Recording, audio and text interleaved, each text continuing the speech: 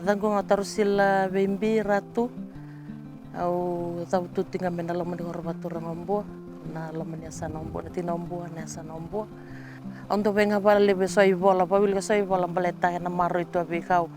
au ngai bakila na ngai hila na bimbi ni ondo beba kana beka ambula pa boli boli tiau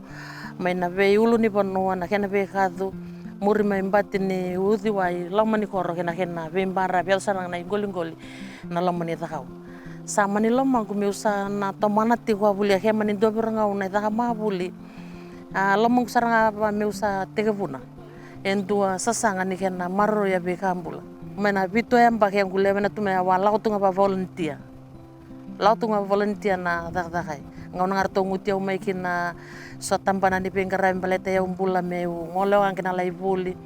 au laho artole dagdaga au tirto beba no besigo kina to besigo kina kawa sasanga ti umai kina au hila ni sate buba batu kana ti unanga unai sai ngaba tua kena khare ni bekanta da bata tambutu inda mamaru kina dala kona bembarabi na beta kau ka salau ti na mamaru sa lebua kan sa anti ni sambasi so angoli so bibili so sa salor ndau tu na sai mai mandar situ asa mai yotiwangi